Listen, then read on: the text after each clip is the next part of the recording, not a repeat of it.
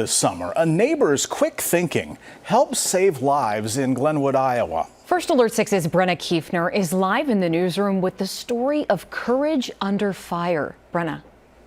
Brian and Aaron, this is a story First Alert 6 broke in early August. Authorities say Dennis Burnell killed 2 people, set his own home on fire, and sprayed bullets into nearby houses. He died from burn injuries just a few days later.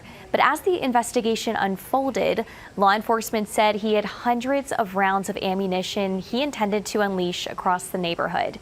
Today, I sat down with the man who walked into the line of fire to stop that.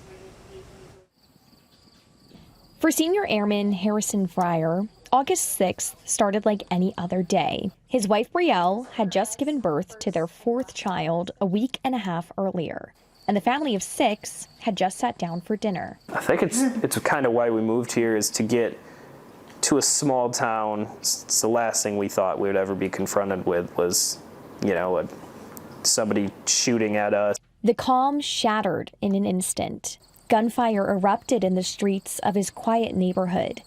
At first, Harrison said he thought it was fireworks. Then he realized this was real.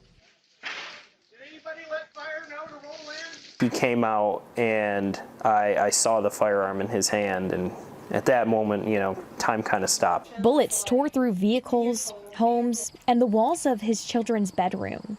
2 lives had already been lost, and more were in danger. Harrison quickly secured his family, grabbed his personal firearm, and stepped into the line of fire. I feel like I did what you would think anybody would do. You just protect the family, go out and do what it takes to make sure your family's safe. Harrison fired 2 shots, hitting the attacker in the leg and forcing him to retreat. This gave law enforcement the critical time they needed to contain the situation. Investigators say Harrison's actions prevented more lives from being lost, shielding neighbors and officers alike. For Harrison, it wasn't about heroism.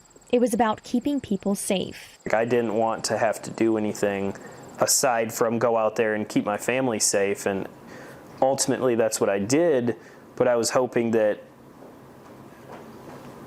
I would have to it would just scare him. No one wants to use their firearm. You have it in the event that you do have to use it.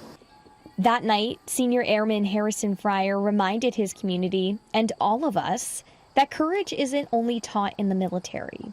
Sometimes it's tested in your own backyard. Or having some idea of what you would do in the event that it happens is, I think, very important. And to just keep your loved ones close.